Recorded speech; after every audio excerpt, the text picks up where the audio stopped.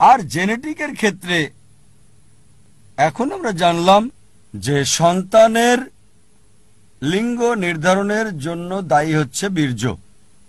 আর বিজ্ঞান আমাদের বলছে যে মানুষের মাঝে 23 জোড়া ক্রোমোজোম সন্তানের লিঙ্গ নির্ধারণ করে থাকে। যদি XX হয় তাহলে মেয়ে সন্তান, যদি YX হয় তাহলে ছেলে সন্তান।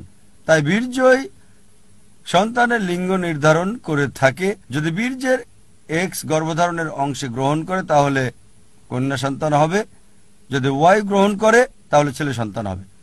আর এই কথাটাই কোরআন বলছে সূরা নাজম অধ্যায় নম্বর 53 আয়াত 45 এবং 46 যে আমি মানুষকে সৃষ্টি করেছি সামান্য তরল থেকে যা স্খলিত হয়। সামান্য তরল হচ্ছে স্খলিত এবং এটা পুরুষের শুক্র। একই কথা বলা হয়েছে সূরা কিয়ামা অধ্যায় নম্বর 75 আয়াত নম্বর 37 থেকে 39 যে আমি মানুষকে সৃষ্টি করেছি সামান্য পরিমাণ বীর্য থেকে।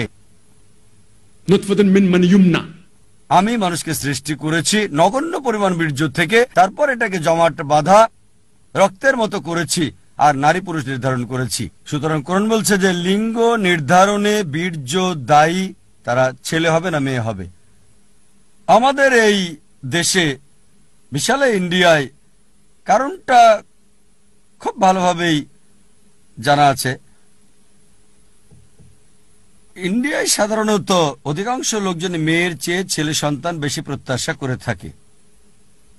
আর যদি কোনো মহিলা কন্যা সন্তানের জন্ম দেয়, দেখা যায় যে শাশুড়ি তখন সেই মৌমাছিকে দোষ দেয় যে কেন কন্যা সন্তান জন্ম দিলে। বিজ্ঞান এবং কোরআন অনুযায়ী যদি শাশুড়ি কাউকে দোষ দিতে চায়, মৌমাছিকে দোষ দিতে পারবে না, ছেলেকে দিতে হবে। কারণ সন্তানের লিঙ্গ নির্ধারণে পুরুষের বীর্য দায়ী, ছেলে না মেয়ে হবে।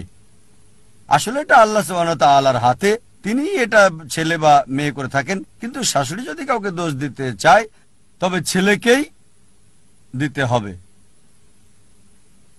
কারণ ছেলে দায়ী সন্তান ছেলে মেয়ে হওয়ার জন্য।